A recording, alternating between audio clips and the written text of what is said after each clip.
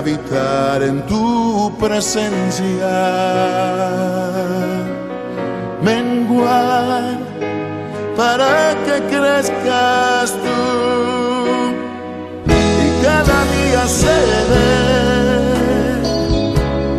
más como tú. Quebranta mi corazón, quebranta mi vida, te entrego mi voluntad a ti. Todo lo que soy, Señor, todo cuanto tengo es tuyo. Yo quiero menguar para que crezcas tú.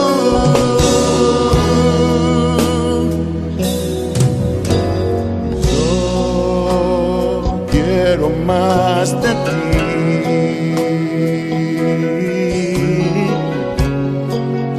y habitar en tu presencia, menguar para que crezcas tú y cada día seré más como tú. Quebranta mi corazón, quebranta mi vida, te entrego mi voluntad a ti. Todo lo que soy, Señor, todo cuanto tengo es tuyo. Yo quiero menguar para que crezcas tú. Quebranta mi corazón, Quebranta mi vida, transfórmame entrego mi voz a ti, Señor, a ti. solo a ti. Todo lo que soy, Señor, Todo cuanto tengo es tuyo. Yo quiero menguar para que crezcas tú. Yo quiero menguar para que crezcas tú. Yo quiero menguar para que crezcas tú, Jesús.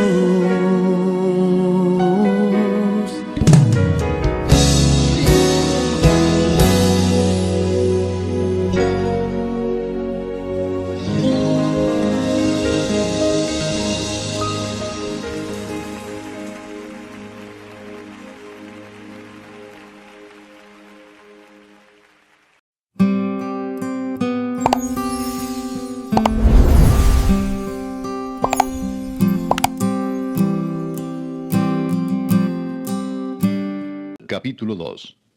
Hijo mío, si recibieres mis palabras y mis mandamientos guardares dentro de ti, haciendo estar atento tu oído a la sabiduría, si inclinares tu corazón a la prudencia, si clamares a la inteligencia y a la prudencia dieres tu voz, si como la plata la buscares y la escudriñares como a tesoros, entonces entenderás el temor de Jehová y hallarás el conocimiento de Dios.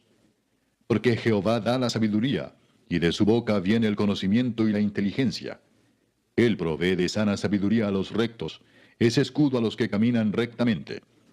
Es el que guarda las veredas del juicio y preserva el camino de sus santos. Entonces entenderás justicia, juicio y equidad y todo buen camino. Cuando la sabiduría entrare en tu corazón y la ciencia fuere grata a tu alma, la discreción te guardará.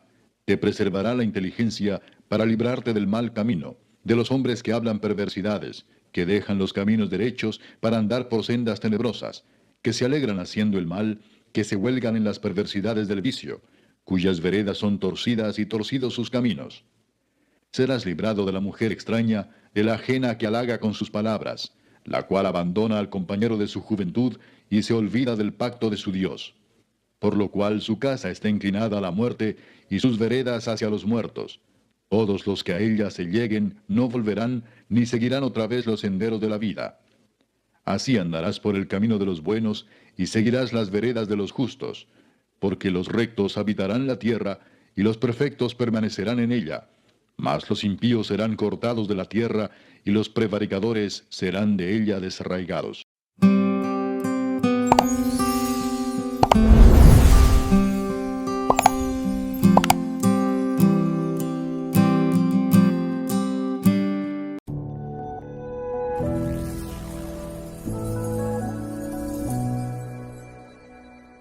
Estamos estudiando Proverbios. Abre tu Biblia en Proverbios capítulo 2. Muy emocionado yo de compartir Proverbios 1 en dos porciones, pero fue maravilloso escuchar a el pastor Alex Aguad hablándonos temáticamente acerca del temor de Dios. Y creo que a todos nos quedó claro qué es el temor de Dios. El temor de Dios es reconocer quién es Dios y lo que ha hecho en nuestras vidas. Y nos ha sorprendido, creo que a todos, el darnos cuenta que esta frase, el temor de Dios, está relacionado mucho con la bondad de Dios, con el bien y la paz que Él quiere traer a nuestras vidas. Ese es el temor de Dios. El día de hoy vamos a continuar con el capítulo 2. El tema de este domingo se llama Sabiduría para el camino. Vamos a notar en el capítulo 2 y parte del capítulo 3 cómo se hace una constante referencia a el camino. El camino. Dios quiere enseñarnos el camino que debemos de andar. Él mismo, Jesús, dice: yo soy el camino. Es que Dios tiene mucho que decirnos. Vamos a leer solamente el capítulo 2, y yo quisiera que pusieras atención y podamos alcanzar a notar las diferentes porciones de esta lectura y cómo se va desarrollando esta idea del camino, sabiduría para el camino. Mira lo que dice Proverbios capítulo 2. Vamos a orar y vamos a leer y vamos a orar. Dice así: Hijo mío, si recibieres mis palabras y mis mandamientos guardares dentro de ti, haciendo estar atento tu oído a la sabiduría, si inclinares tu corazón a la prudencia, si clamares a la inteligencia y a la prudencia dieres tu voz, si como a la plata la buscares y la escudriñares como a tesoros, entonces entenderás el temor de Jehová y hallarás el conocimiento de Dios. Porque Jehová da la sabiduría y de su boca viene el conocimiento y la inteligencia. Él provee de sana sabiduría a los rectos, es escudo a los que caminan rectamente. Él es el que guarda las veredas del juicio y preserva el camino de sus santos. Entonces entenderás justicia, juicio y equidad y todo buen camino. Cuando la sabiduría entrare en tu corazón y la ciencia fuere grata a tu alma, la discreción te guardará, te preservará la inteligencia. Para librarte del mal camino, de los hombres que hablan perversidades, que dejan los caminos derechos para andar por sendas tenebrosas, que se alegran haciendo el mal y que se huelgan en las perversidades del vicio, cuyas veredas son torcidas y torcidos sus caminos. Serás librado de la mujer extraña, de la ajena que halaga con sus palabras, la cual abandona al compañero de su juventud y se olvida del pacto de su Dios, por lo cual su casa está inclinada a la muerte y sus veredas hacia los muertos. Todos los que a ella se lleguen no volverán ni seguirán otra vez los senderos de la vida. Así andarás por los caminos de los buenos y seguirás las veredas de los justos, porque los rectos habitarán en la tierra y los perfectos permanecerán en ella, mas los impíos serán cortados de la tierra y los prevaricadores serán de ella desarraigados. ¿Oramos? Señor, gracias por tu palabra. Ponemos este tiempo en tus manos. Guíanos, dirígenos, háblanos. Creemos que toda tu escritura, toda la palabra es tu aliento y es útil para enseñarnos, redarguirnos, corregirnos e instruirnos en justicia, Señor. Te pedimos, Señor, que tú dirijas este tiempo, Señor. Hables a nuestros corazones y nos transformes con el poder de tu Espíritu. Te lo pedimos todo esto en tu nombre, Señor Jesús. Amén, amén. La sabiduría es un regalo hermoso de Dios. Eso es lo que poco a poco hemos estado entendiendo en este libro de Proverbios. La sabiduría es un regalo. Él está dispuesto a darnos la sabiduría. Si le pedimos, dice Santiago, Él dará sabiduría cuando nos hace falta. Es un regalo hermoso de Dios, pero también es un regalo que necesitamos buscar. Yo no sé si lo has vivido, pero a lo mejor a alguno de tus hijos tú le compraste un regalo y lo que hiciste fue esconderlo en tu casa. Ya es un regalo, ya es de Él, le pertenece, tú se lo estás dando, pero Él lo tiene que buscar, ¿no? Y es emocionante. Si no lo has hecho, es una buena oportunidad para tener un tiempo con tus hijos. Te compré 5 regalos, no es cierto. Te compré un regalo y está escondido en la casa y él va buscando, le das pistas, pero en realidad, pues él lo único que tiene que hacer es buscarlo, pero en realidad es un regalo. Ya le pertenece, lo único que tiene que hacer es recibirlo. Sí es la sabiduría. En los primeros 4 versículos de este capítulo 2 observamos cómo se puede obtener la sabiduría. Y en estos primeros 4 versículos tenemos cosas muy puntuales. De hecho, lo que dice los primeros versículos, los 4 versículos, llevan una intención de decirnos entonces. De hecho, las frases comienzan con un sí, sí, sí, para después decir entonces. Entonces, estas cosas quieren llevarnos a un lugar que se encuentra, a una idea que se encuentra en el verso 5 y luego en el versículo 9. Vamos a ir viendo. Pero ¿qué es lo que nos dicen los primeros 4 versículos? En el verso 1 nos dice, necesitas recibir. ¿Qué cosa? La palabra de Dios.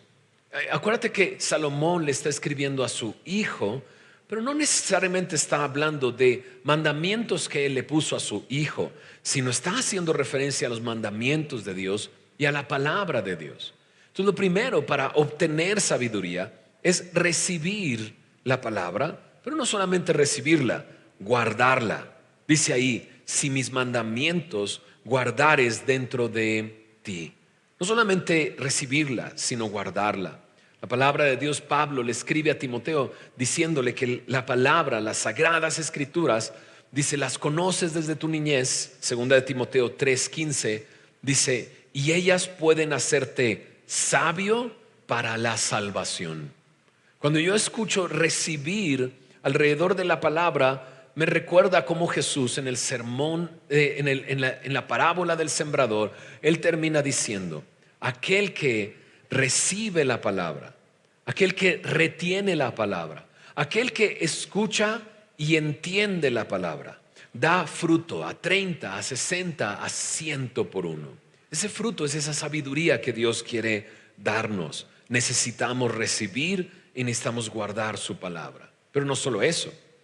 Dice en el verso 2, inclina.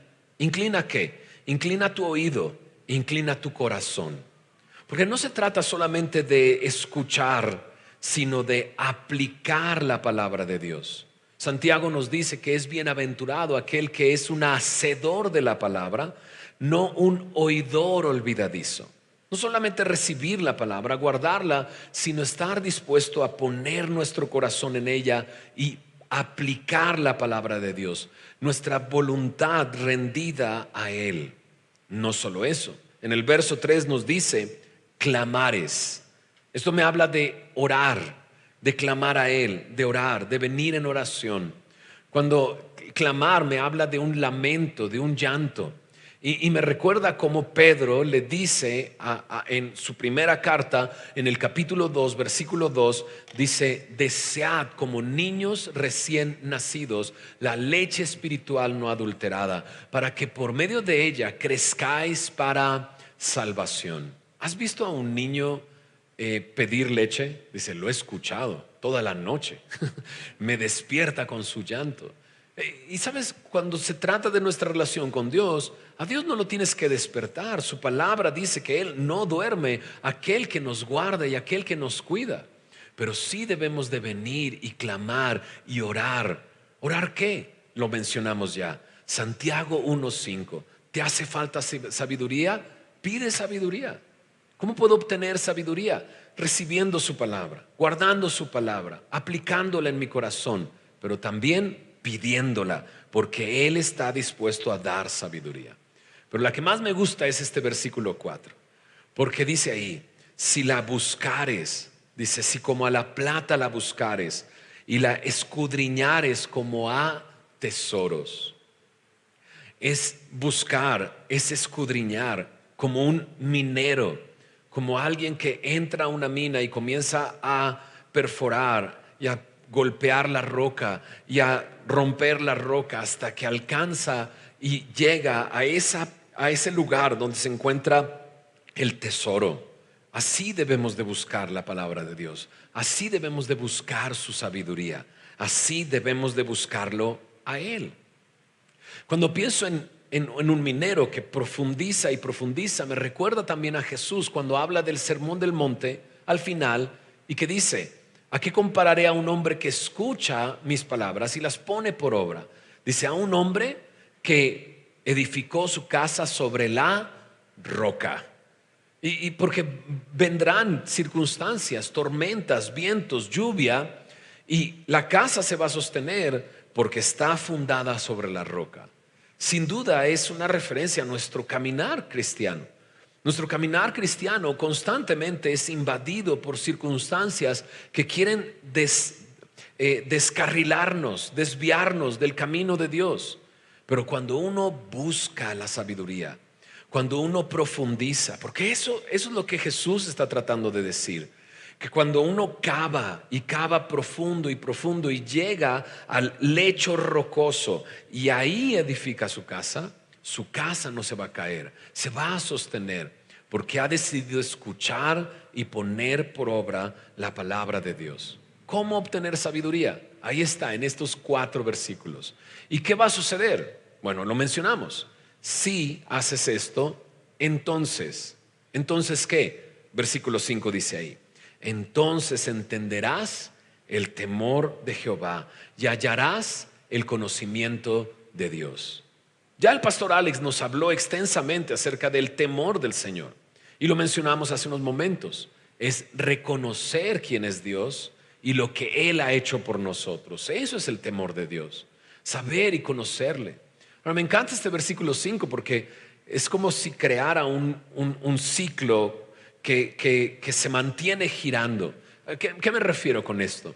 Cuando uno se mete a la palabra, conoce a Dios, aplica su palabra en el corazón, busca la sabiduría, entonces dice, entiendes el temor de Dios, entiendes que reconoces quién es Dios. Pero luego dice ahí, y el conocimiento, dice ahí en el versículo, y hallarás el conocimiento de Dios.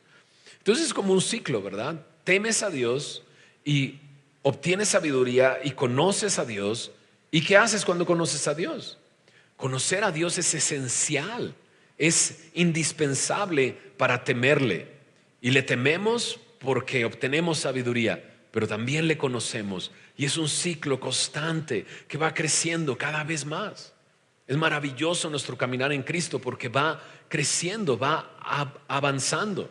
Lo vimos, ¿verdad? Leche adulterada para que por medio de ella crezcáis para salvación. Nuestro caminar en Cristo debe de mantenerse creciendo y madurando cada día más. ¿Y cómo sucede así? Pues cuando conozco a Dios y le temo, y le conozco y le temo, y Dios se va haciendo cada vez más grande delante de mí. Y hay este temor, como decía el pastor Alex, este temor limpio, este temor sano, no un temor sucio, sino un temor porque Él me ha amado, no un temor al castigo, sino un temor a fallarle a aquel que me ha dado bien y me ha dado paz.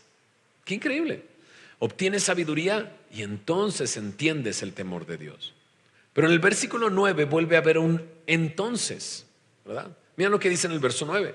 Entonces entenderás justicia, juicio y equidad y todo buen camino.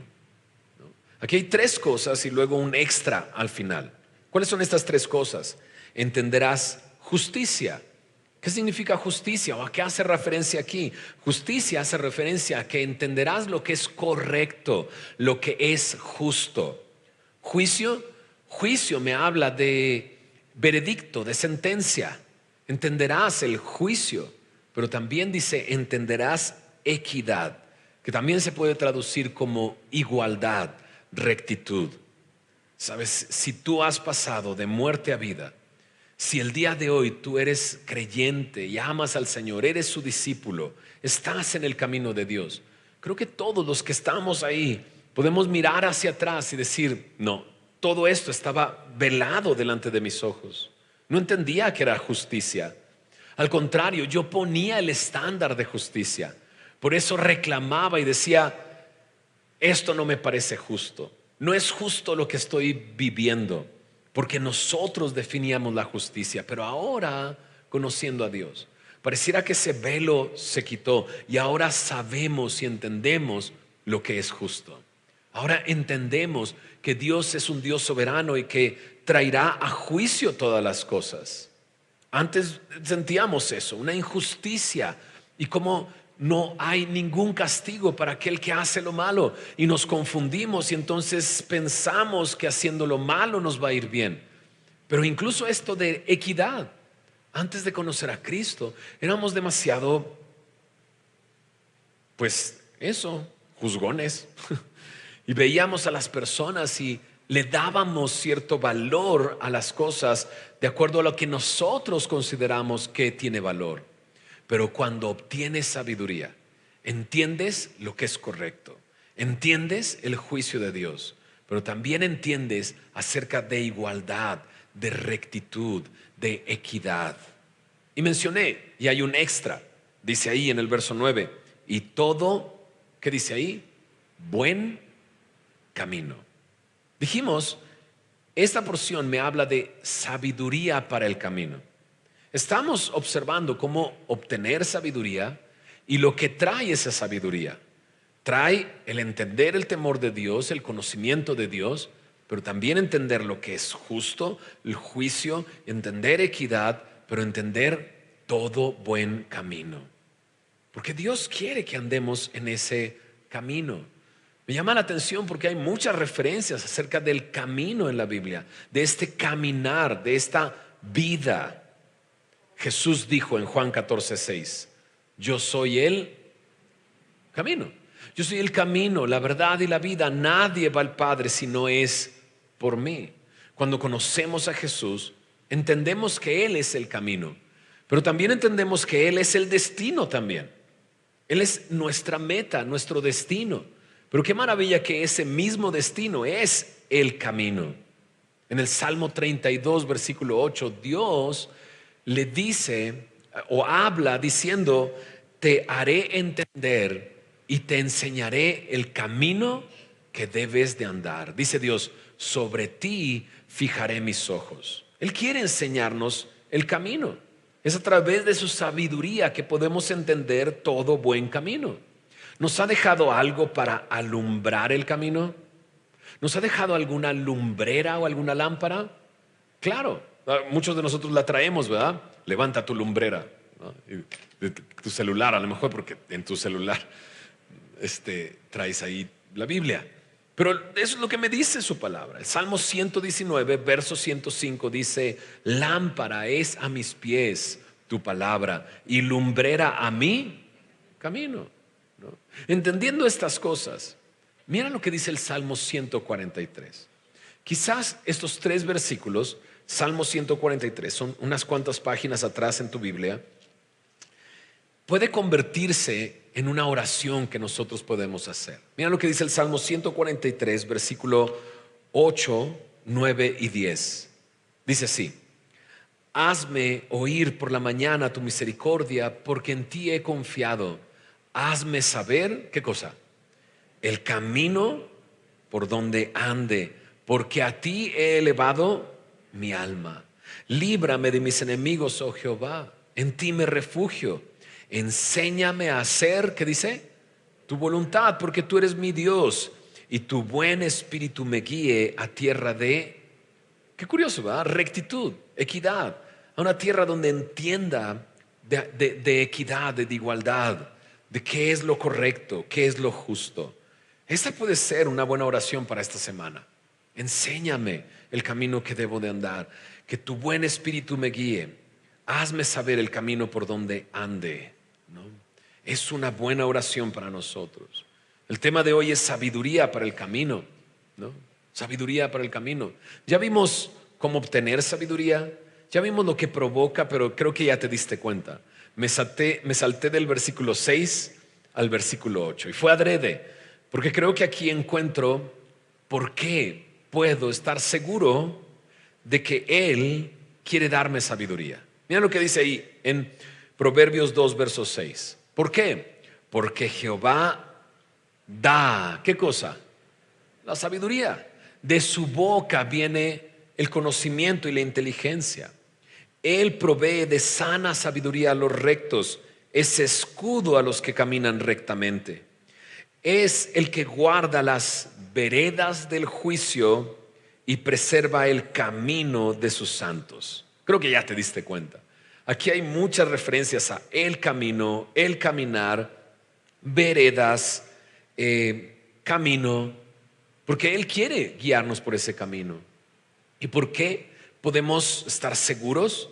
Porque Él es el que da sabiduría. No solamente da la sabiduría, la provee.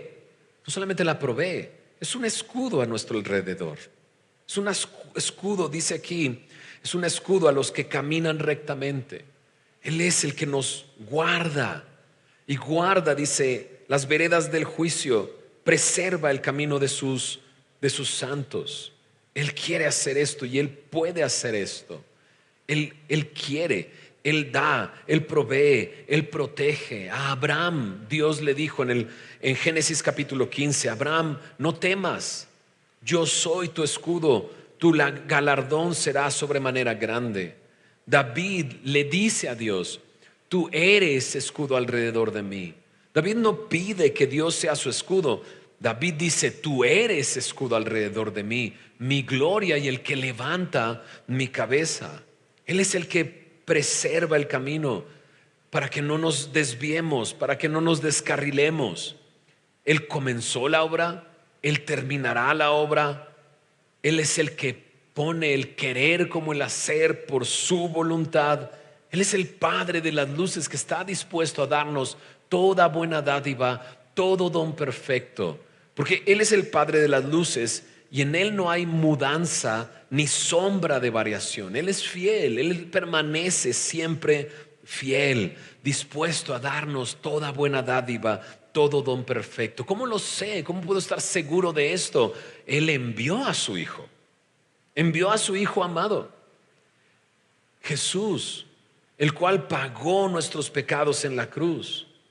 Aquel que murió en esa cruz, aquel que fue sepultado, aquel que resucitó de entre los muertos, el que es el camino y está dispuesto a caminar a un lado nuestro. Aquel que está dispuesto a que, si tú estás dispuesto a usar su yugo, que su yugo es fácil, entonces Él va pegado a ti y puedes aprender de Él, que es manso y humilde. ¿Y qué vas a encontrar? Descanso para tu alma. Él es el camino. Pero, otra vez, ahí está el regalo. Hay que ir por Él. ¿Qué requiere? Recibe su palabra, guarda su palabra, clama, ora, aplica la palabra, escudriña, profundiza, búscala como la plata. Esto es algo muy interesante y que todos tenemos que cuestionarnos, porque esto requiere de esfuerzo. Y la pregunta es, ¿en qué te esfuerzas más el día de hoy? ¿Qué es lo que estás buscando más? ¿Qué es aquello en lo que profundizas? ¿Cuál es tu pasión? ¿Qué es lo que estás buscando constantemente? Porque aquí somos invitados a buscar y escudriñar sabiduría. Entonces entenderé por qué Él da, por qué Él está dispuesto a dar. ¿Cómo preserva el camino? Mira lo que dicen los versículos 10 y 11. En el verso 10 y 11 dice así: cuando la sabiduría entrare en tu corazón y la ciencia fuere grata a tu alma, la discreción te guardará, te preservará la inteligencia. La sabiduría te va a guardar cuando tu corazón esté abierto a recibir. Pero este versículo me gusta mucho. Y la ciencia fuere grata a tu alma. La palabra ciencia aquí habla de conocimiento, alrededor del mismo tema en el que está circulando la idea. Pero checa, y la ciencia fuere grata a tu alma. Cuando eso es tu pasión, cuando eso es en lo que te deleitas, ¿verdad? Cuando eso es lo que buscas, entonces es preservado tu camino. ¿Cómo Él puede preservar el camino? Mira lo que hace. Al preservar tu camino, Él quiere librarnos. Yo no sé si lo alcanzaste a notar, pero cuando leímos el pasaje, traté de hacer énfasis en que hay dos cosas o dos caminos ejemplificados con dos tipos de personas de las cuales el Señor nos quiere librar. Ahí en el versículo 12 dice, para librarte del mal camino de los hombres que hablan perversidades. Pero luego en el versículo 16 dice, serás librado de la mujer extraña, de la ajena que halaga con sus palabras. Pareciera que son dos ideas de las cuales Él nos quiere librar, dos caminos de los cuales Él nos quiere librar, ejemplificado con dos tipos de personas. Por un lado tenemos al hombre malo, por el otro lado tenemos a la mujer extraña o ajena. Eso es lo que significa extraño, ajeno, ¿verdad? Pero primero comencemos con qué es librar. En el versículo 12 y el versículo 16 es la misma palabra en el hebreo y lo que significa es salvar, rescatar o incluso habla de arrebatar. Y si lo piensas, si tú eres santo, o sea, has sido apartado por Dios. Si tú el día de hoy reconoces, he creído en el Señor Jesús, soy su discípulo, le pertenezco, soy suyo, pues creo que sabemos, Él nos ha librado, Él nos ha salvado. ¿De qué? Del pecado. Él nos libró de la muerte. Él me salvó de la condenación. Pero Él no ha terminado, porque Él quiere seguirme librando. Y estos dos caminos están muy cerca de nosotros. El camino malo del hombre que habla perversidades, el camino de la mujer extraña, de la mujer ajena que ha abandonado a su marido, ¿verdad? Y ha roto el pacto que tenía con Dios. Estas dos cosas están muy cerca de nuestras vidas. Por eso Jesús nos dice, ¿quieres ser mi discípulo? ¿Quieres ser verdaderamente mi discípulo? Permanece en la palabra, conocerás la verdad y la verdad te hará libre. O sea, Jesús le dice esto a judíos que ya habían creído. Y otra vez, Él me quiere librar, porque todo esto está a mi alrededor. Conociendo la verdad me hace libre. Pero aquellos que lo escucharon y que creían, inmediatamente respondieron y dijeron, nosotros no hemos sido esclavos de nadie. ¿No? Tenían amnesia completamente, porque habían sido esclavos de Egipto, habían sido esclavos en Persia, en Babilonia, estaban siendo dominados por el imperio romano en ese momento. Pero Jesús va aún más profundo. Él dice, aquel que es esclavo, aquel que practica el pecado, es esclavo del pecado. Claro que eres esclavo.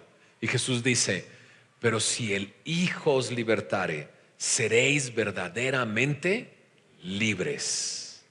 Entonces, a través de su sabiduría, Él quiere librarme de estos dos caminos.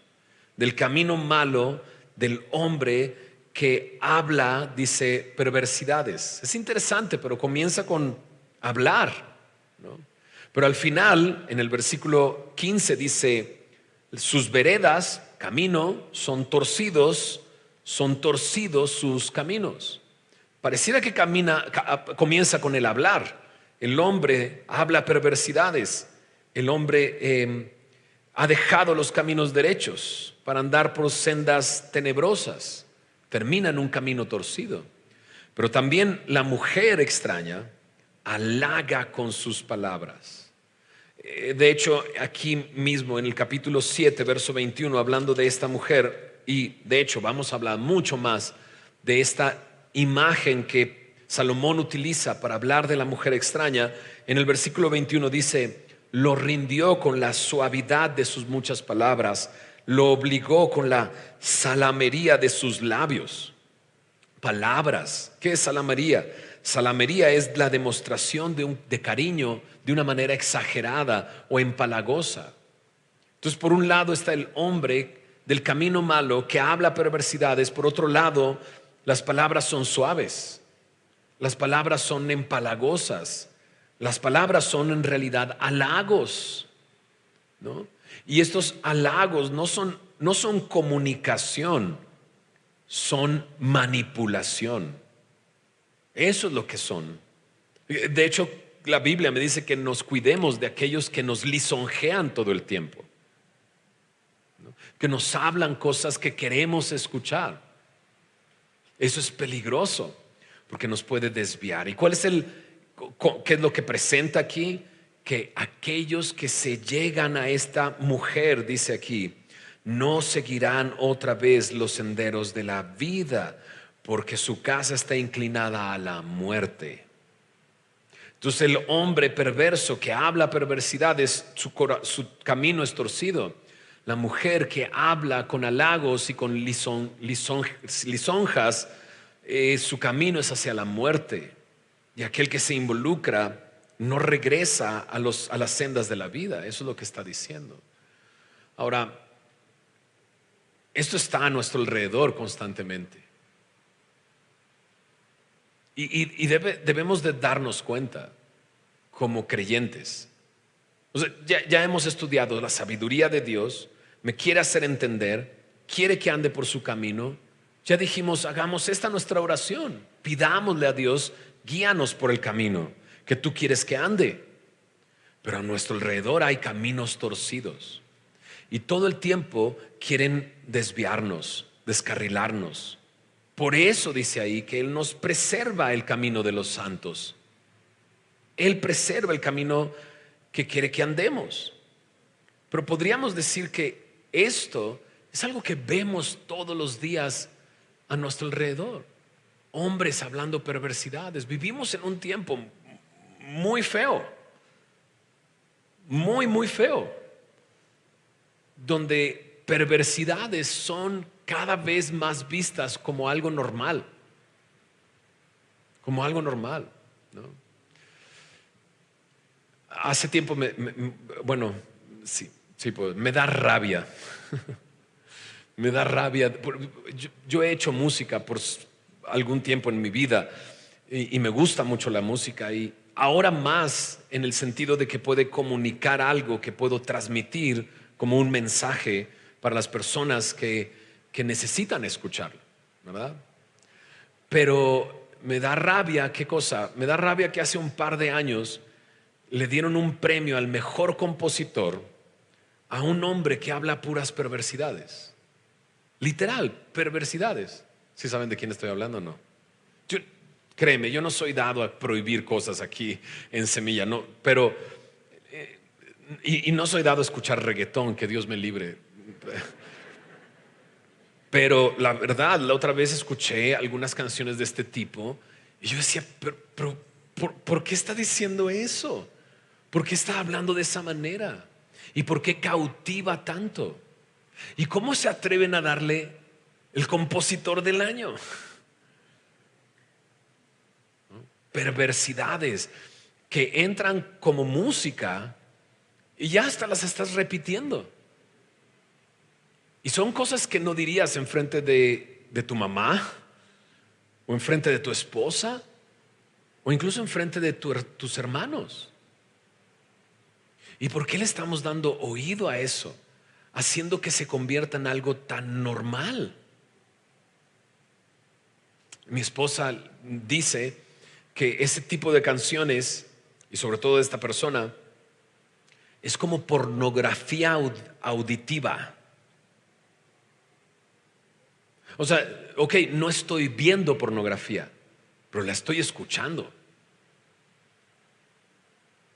Y eso, lo que me da rabia es que le dieron el premio, la verdad. Porque yo de chavo escuchaba música horrible, con perversidades terribles, pero era mal visto y yo andaba ahí bien mal, ¿ok? O sea, no era cristiano en lo absoluto. Pero ahora, tan a la luz, y que honren a esta persona, y que evidentemente su camino es torcido, y pienso que si le doy oídos, yo no va a torcer mi camino, perdón, pero eso es ingenuo. Necesito darme cuenta. Pero también el otro lado que me habla de adulterio, de fornicación, de la mujer que deja al compañero de su juventud y halaga con palabras y cautiva con palabras y que destruye a las personas. Una hermana aquí de Semilla que queremos mucho como familia está escribiendo un libro y nos mandó una copia de su manuscrito y habla acerca de infidelidad de este libro. Y ella da ciertas estadísticas en el inicio de uno de los capítulos. Ahí te va. Ella investigó y encontró cuáles son las ciudades donde hay más infidelidad en el matrimonio. ¿Okay? Te va a sorprender cuál es la primera ciudad donde hay más infidelidad. El segundo lugar es Tel Aviv. Es interesante por lo que representa Tel Aviv en Israel, ¿no? Pero el primer lugar, adivina cuál es. Ecatepec. Yo me sorprendí, me quedé así de, ¿en serio? Entonces, ¿podríamos decir claramente que esto está a nuestro alrededor? Y que es algo que pareciera que se está normalizando cada vez más. Y que la pornografía, tanto visual como auditiva, está destruyendo familias, destruyendo la imagen que Dios le ha dado al hombre y a la mujer y convirtiéndolos en bestias. Y lo normalizamos tanto en nuestra sociedad el día de hoy, que se invierten millones y millones de pesos en eso, que lastima, que hiere, que destruye. Ahora, lo que sorprende de la pornografía es que, o sea, ¿estás de acuerdo que un borracho de alguna manera tiene que salir a comprar su borrachera? ¿Estás de acuerdo? Pero alguien que es adicto a la pornografía no tiene que ni siquiera salir, no me digas de su casa, de su cuarto. No tiene que salir para vivir esclavizado a eso. Lo triste es que, como estos hombres, cuando Jesús le dice, conocerás la verdad y la verdad te hará libre, muchos reaccionan, yo no soy esclavo de nadie. Porque pensamos que no somos esclavos porque nadie se ha dado cuenta. Pero te voy a decir una cosa, la Biblia dice claramente que el pecado te alcanza. Y que lo que sucede en lo oculto será puesto en evidencia por la luz. Y aquello que creemos que está muy privado y que nadie se ha dado cuenta y que no daña a nadie, cuando se haga público va a destruir tu familia. Puede destruir tu trabajo, puede destruir tu vida. Bueno, ya lo ha estado haciendo. Pero sería muy triste que nosotros, siendo cristianos, no nos demos cuenta de lo terrible que es todo esto. Que pensemos que somos inmunes a las palabras de perversidad y a los halagos como esto. Y que pensemos que estos caminos torcidos de estos hombres no van a torcer nuestro camino. Necesitamos darnos cuenta. Él quiere librarte. Él quiere darte libertad y lo puede hacer. Pero te digo una cosa, no vuelvas a abordar este tema en tus fuerzas. No vuelvas a abordar este tema diciendo, ahora sí lo voy a lograr, ahora sí voy a salir de esto. No, mejor ríndete. Y ríndete en el Señor. Y ve a Él y dile, no puedo y necesito de tu ayuda. Muchos hemos hecho eso en varias ocasiones en nuestra vida y podemos testificar que Él quiere librarnos y Él puede librarnos. ¿Por qué? Porque el Espíritu de Dios mora en el creyente. La cosa es que hemos estado tratando de luchar con nuestras fuerzas, algo que es imposible de vencer, si no es con el poder con el cual Él ya te ha capacitado. Él quiere librarnos. ¿Cómo se ve una persona libre? Vayamos al capítulo 3, vamos a ir un poco más rápido en este capítulo 3, porque creo que aquí en el capítulo 3 podemos ver cómo se ve una persona que es libre y una persona que está en ese camino. Mira lo que dicen, vamos a ir rápido. Capítulo 3, primeros 4 versículos dice: Hijo mío, no te olvides de mi ley, tu corazón guarde mis mandamientos, porque largura de días y años de vida y paz te aumentarán. Nunca se aparten de ti la misericordia y la verdad. Átalas a tu cuello, escríbelas en la tabla de tu corazón, y hallarás gracia y buena opinión ante los ojos de Dios. ¿Y de quién más? Y de los hombres. ¿Cómo se ve? ¿Cómo se ve una persona que es libre? Una persona que no se olvida de la palabra de Dios. Una persona que guarda en su corazón los mandamientos. Una persona que está pegada a la palabra de Dios. Y creo que ya hemos hablado de esto. No es necesario ahondar más en esto porque es lámpara a nuestros pies. Pero date cuenta que cuando uno guarda sus mandamientos, entonces nuestros años se prolongan, encontramos paz y se puede ver como collares en nuestro cuello la misericordia y la verdad. Y obtenemos esto, gracia y buena opinión de Dios y de los hombres. Número 2, no solamente es la palabra, como se ve y actúa en nosotros. Sin duda necesitamos aprender, memorizar y estudiar la palabra. Sino que mira lo que dice el verso 5 al 8. Fíate de Jehová de todo tu corazón y no te apoyes en tu propia prudencia. Reconócelo en todos tus caminos y Él enderezará tus veredas. No seas sabio en tu propia opinión. Teme a Jehová y apártate del mal, porque será medicina a tu cuerpo y refrigerio para tus huesos. ¿Cómo se ve? Número 1, la palabra, ¿verdad? Pero número 2, nuestra confianza en Él. Fíate de Jehová. ¿Cómo se ve nuestra confianza en Él? Se ve en obediencia. Porque al confiar de todo tu corazón en el Señor, no apoyándote en tu propia prudencia, ¿qué es lo que Él hace?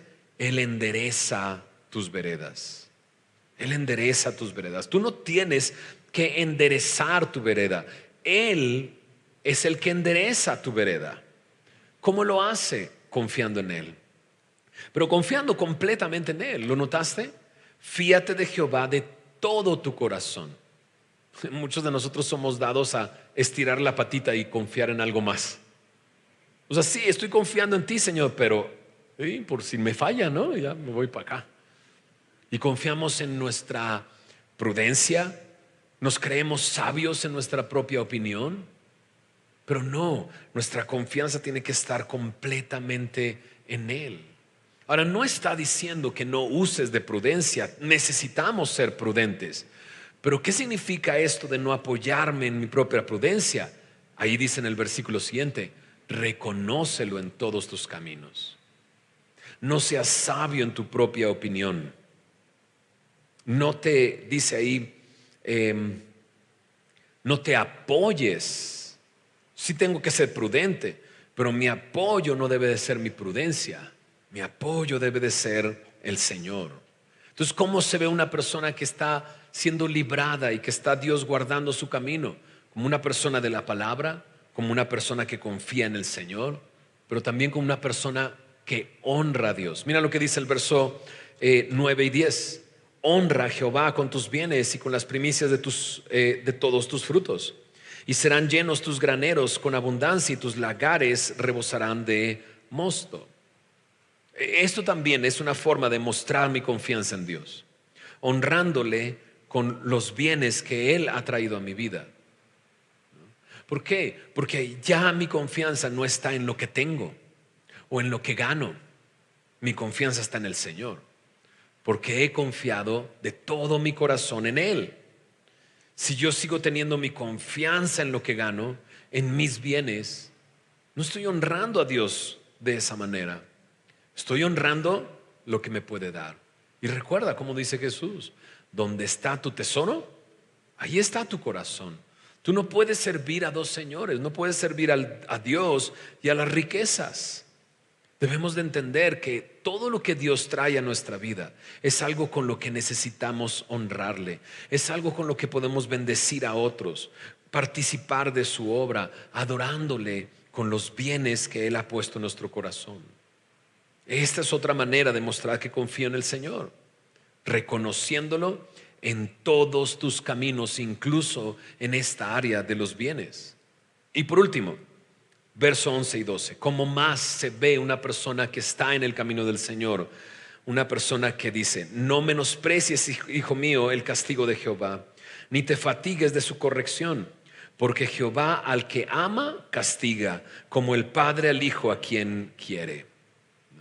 Entonces, una persona que recibe la disciplina de Dios, una persona que recibe, que entiende que recibe esa disciplina porque Dios le ama. Qué curioso que dice: Dios al que ama castiga, ¿no? Entonces te sientes así, dices: Señor, ya no me ames tanto, ¿no? Porque está pesado, ¿no?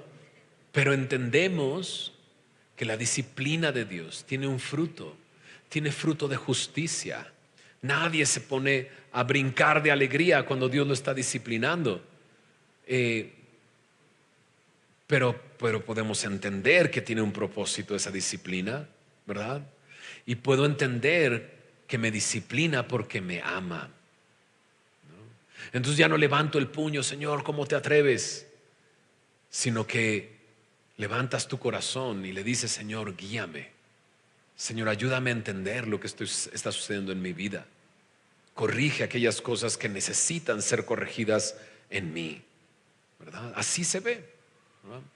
Terminemos con los últimos versículos, los últimos 8 versículos, versículo 13 al 20. Vamos a ir rápido, porque creo que aquí pinta una imagen que pretende ser atractiva para que te decidas. Bueno, yo espero que ya te hayas decidido, ¿verdad? ¿A qué? A buscar sabiduría, a saber qué es lo que provoca obtener esa sabiduría, entender que Él es bueno, ¿verdad? Y que Él da sabiduría, y que lo que Él quiere es librarme de estos dos caminos, y que eso sea suficiente como para decir: Señor, necesito de tu sabiduría, dame tu sabiduría, manténme en el camino que quieres que ande.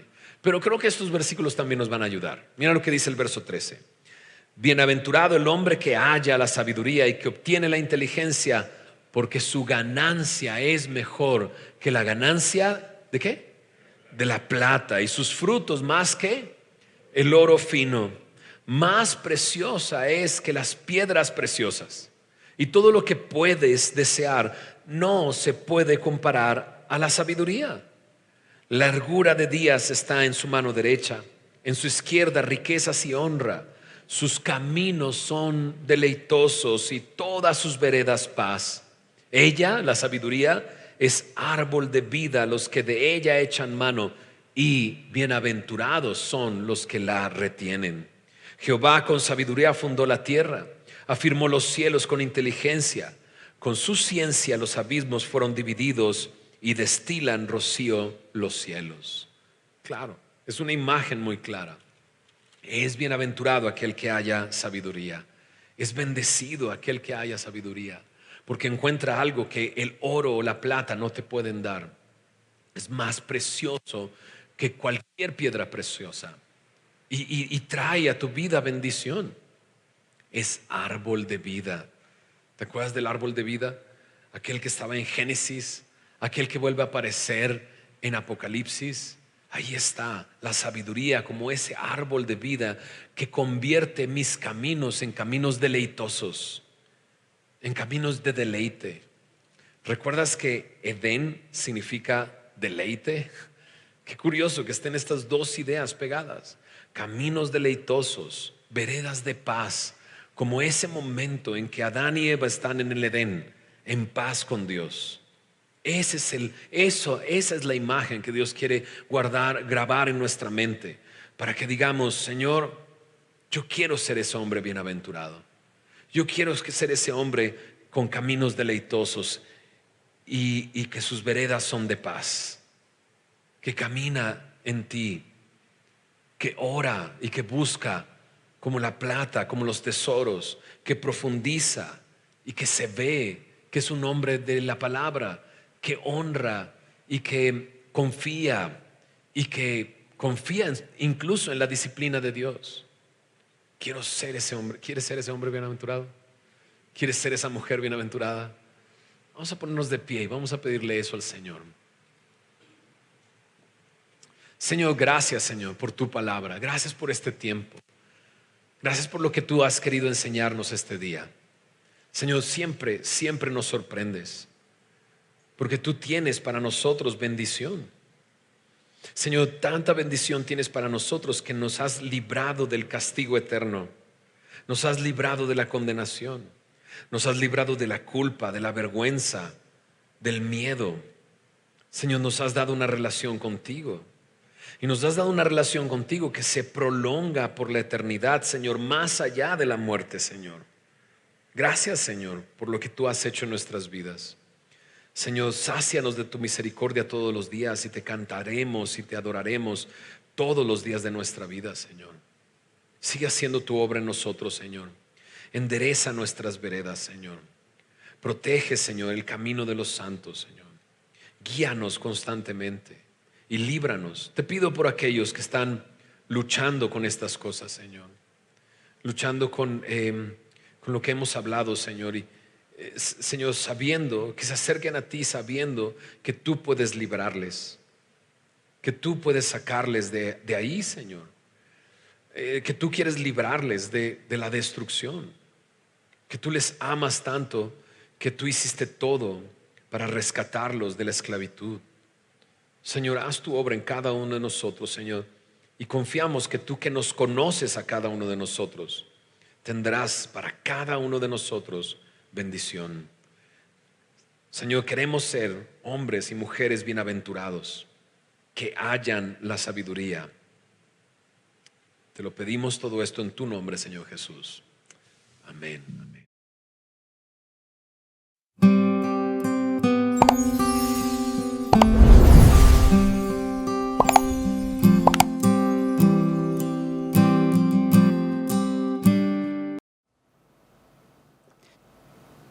El libro de Jueces.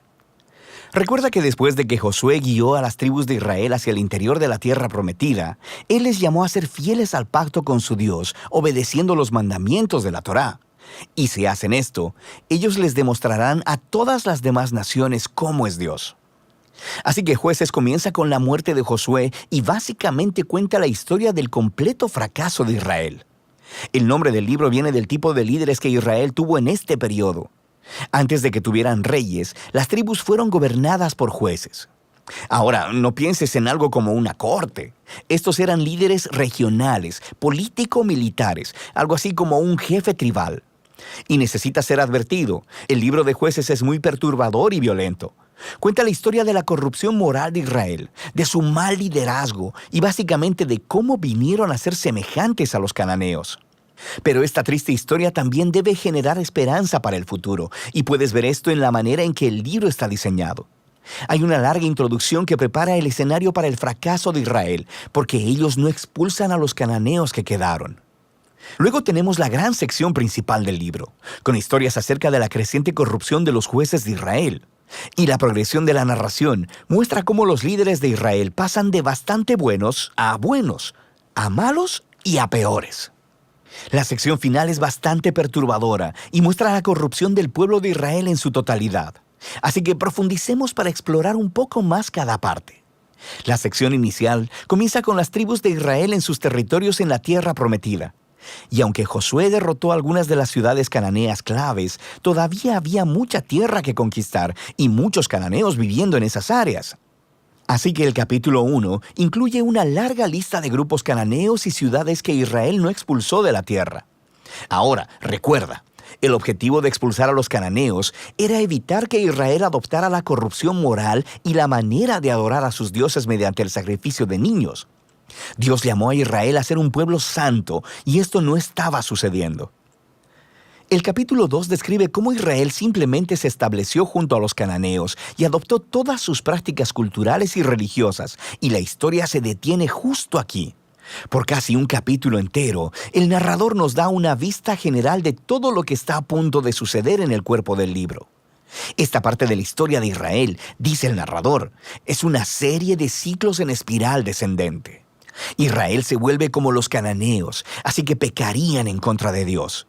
De manera que Dios les permitiría ser conquistados y oprimidos por los cananeos, y eventualmente los israelitas verían su error y se arrepentirían.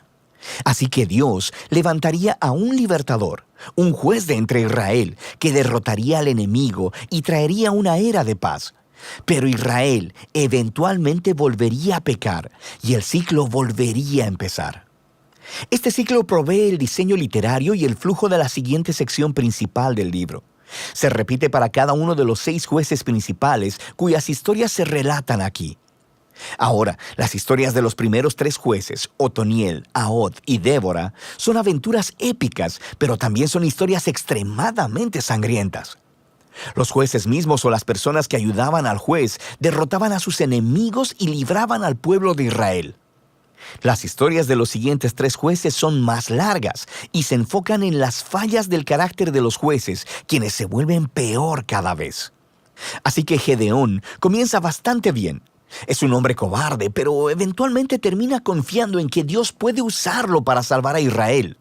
Así que él derrota a un enorme ejército de madianitas con solo 300 hombres, llevando antorchas y cántaros de barro.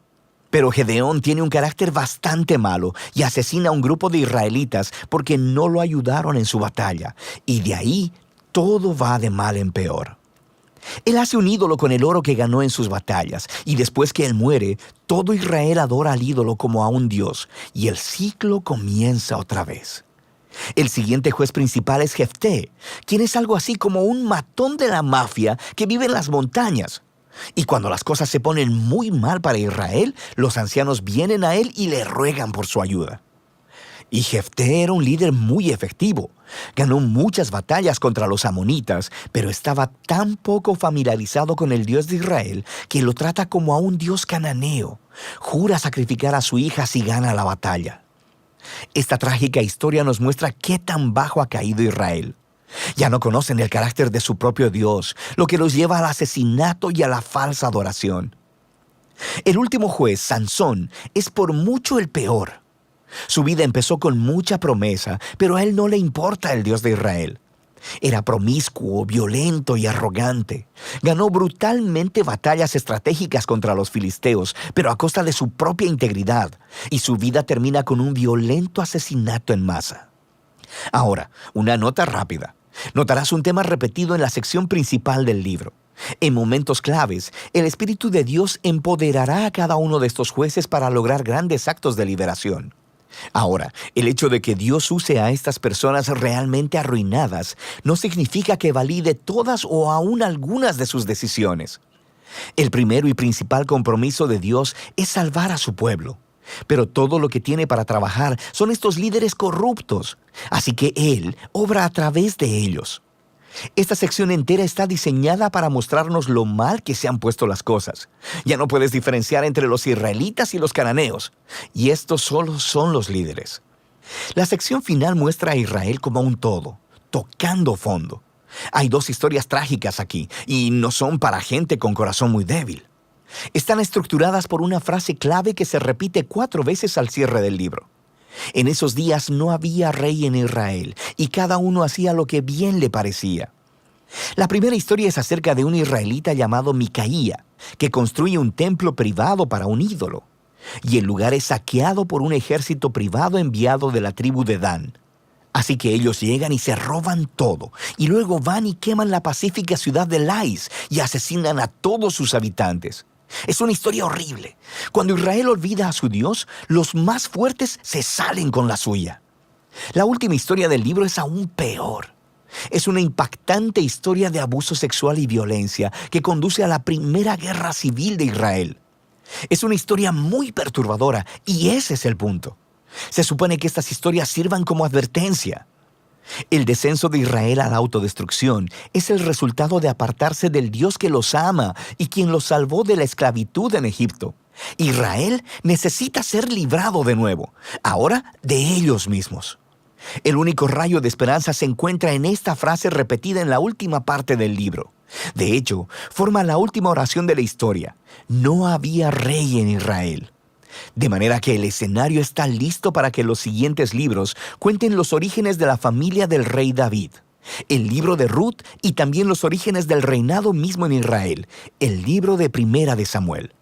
Pero la historia de los jueces tiene valor como tragedia.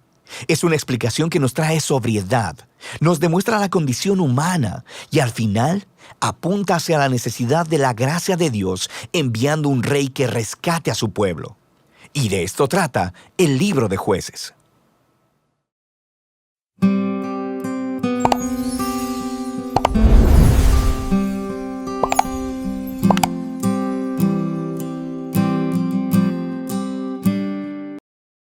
El libro de Jueces, capítulo 3. El Señor dejó caer a ciertas naciones en la tierra para poner a prueba a los israelitas que no habían conocido las guerras de Canaán. Lo hizo para enseñar a pelear en la guerra a las generaciones israelitas que no tenían experiencia en el campo de batalla. Estas son las naciones: los filisteos, que vivían bajo el dominio de los 5 gobernantes filisteos; todos los cananeos, los sidonios y los heveos, que vivían en las montañas del Líbano, desde el monte Baal Hermón hasta Lebo Hamat. El Señor dejó a estos pueblos con el fin de poner a prueba a los israelitas para ver si obedecían los mandatos que Él les había dado a sus antepasados por medio de Moisés. Así que los israelitas vivieron entre los cananeos, los hititas, los amorreos, los fereceos, los heveos y los jebuseos, y se unieron en matrimonio con ellos. Los hijos de los israelitas se casaron con las hijas de esos pueblos, y las hijas de los israelitas fueron dadas en matrimonio a sus hijos. Y los israelitas sirvieron a los dioses de esas naciones. Los israelitas hicieron lo malo a los ojos del Señor. Se olvidaron del Señor, su Dios, y sirvieron a las imágenes de Baal y a los postes dedicados a la diosa Acera. Entonces el Señor ardió de enojo contra Israel y lo entregó en manos de Cusán Risataim, rey de Aram Naharaim. Y los israelitas sirvieron a Cusán Risataim durante 8 años. Pero cuando el pueblo de Israel clamó al Señor por ayuda, el Señor levantó a un libertador para salvarlos. Se llamaba Otoniel, hijo de Cenaz, un hermano menor de Caleb. El Espíritu del Señor vino sobre él y comenzó a ser juez de Israel. Entró en guerra contra Cusán Risataim, rey de Aram, y el Señor le dio la victoria sobre él. Y hubo paz en la tierra durante 40 años. Luego murió Otoniel, hijo de Cenaz. De nuevo los israelitas hicieron lo malo a los ojos del Señor, y por la maldad de ellos, el Señor le dio dominio sobre Israel al rey Eglón, de Moab. Eglón se alió con los amonitas y los amalecitas y salió a pelear.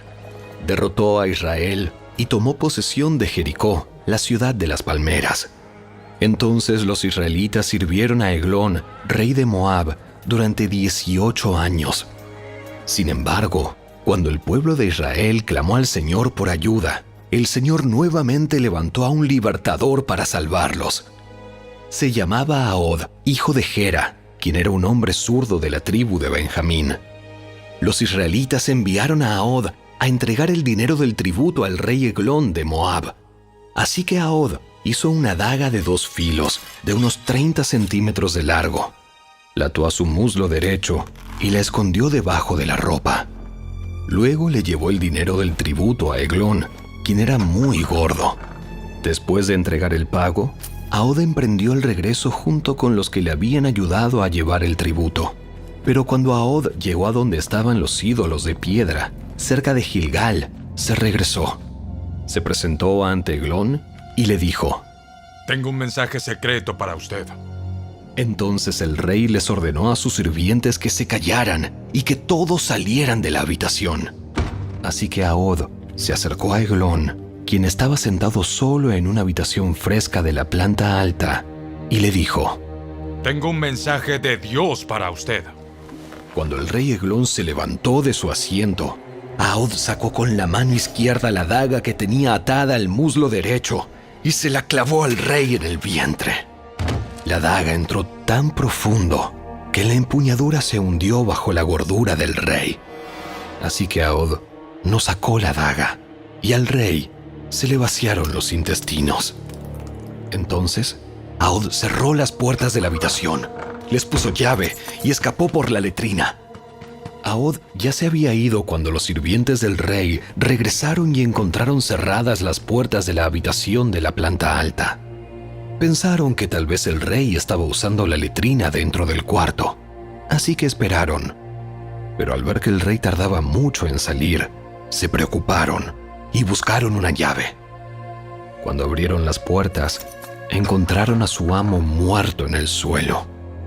Mientras los sirvientes esperaban, Ahod escapó y pasó por los ídolos de piedra rumbo a Seirat. Cuando llegó a la zona montañosa de Efraín, llamó a tomar las armas. Después encabezó un grupo de israelitas colina abajo. Les dijo: Síganme, porque el Señor les ha dado la victoria sobre Moab, su enemigo. Así que los israelitas lo siguieron y tomaron control de los vados del río Jordán que cruzan hacia Moab y no dejaron que nadie pasara. Atacaron a los moabitas y mataron a unos 10,000 de sus guerreros más fuertes y robustos. No escapó ni uno de ellos. Así que Israel conquistó a Moab en aquel día y hubo paz en la tierra durante 80 años. Después de Ahod, fue Samgar, hijo de Anat, quien rescató a Israel. En una ocasión, mató a 600 filisteos con una aguijada para bueyes.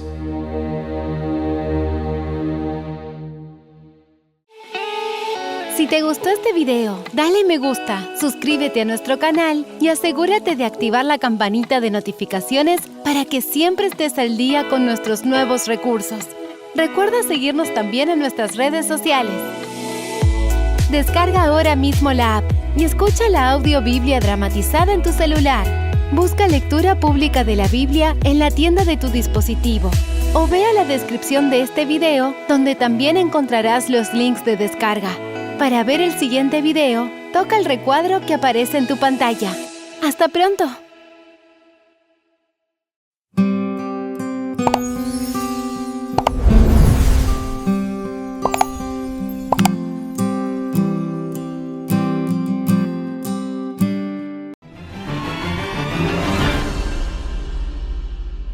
Hola, bendiciones familia del canal Esperanza Digital Studio. Bienvenidos una vez más al recorrido explicativo diario por las Sagradas Escrituras. Yo soy Alexander Suárez y hoy hemos llegado al capítulo 3 del libro de Jueces. En el capítulo anterior vimos el nacimiento de una nueva generación que no conocía al Señor y se postraron ante los Baales y le adoraron y se olvidaron del Señor, y el Señor apartó su protección de ellos y los entregó a sus enemigos. Pero un grupo del pueblo de Israel clamó al Señor y el Señor escuchó sus gemidos y Dios envió jueces, y mientras los jueces estaban dirigiendo el pueblo de Israel, mientras juzgaba y los liberaba de sus enemigos con el poder de Dios, aunque eran hombres imperfectos y cometieron errores también muy graves, los israelitas seguían al Señor mientras duraba ese juez, pero cuando el juez moría, entonces su condición se volvía peor. Se olvidaban de Dios y volvían nuevamente a hacer cosas abominables ante sus ojos. Y es precisamente en ese contexto donde inicia el capítulo 3 de Jueces. Menciona a uno de los 3 primeros jueces, Otoniel, Ahod y Sangat. Pero antes de adentrarnos en el capítulo para este día, quiero recordarte que estamos a poco de comenzar el curso de profecía apocalíptica y quiero agradecer a todos los que ya han formalizado su suscripción, solamente enviando su nombre, su correo electrónico y su país de procedencia o residencia al número de teléfono en el WhatsApp que aparece en la pantalla o al correo electrónico. Por allí estaremos enviándote las informaciones de la transmisión en directo que será el sábado 20, domingo 21, sábado 27 y domingo 28 de este mes, 5 de la tarde, hora de Colombia, Perú, México, Ecuador, 7 de la noche, hora de Argentina, Paraguay y otros países más, según el uso horario que tengan, estaremos en comunicación para enviarte los horarios exactos. Por eso, quiero invitarte a suscribirte, a inscribirte a este curso de profecía apocalíptica antes que se terminen los cupos, porque ya falta poco tiempo. Sábado 20, domingo 21, sábado 27 y domingo 28 de este mes. Será una gran bendición para todos nosotros.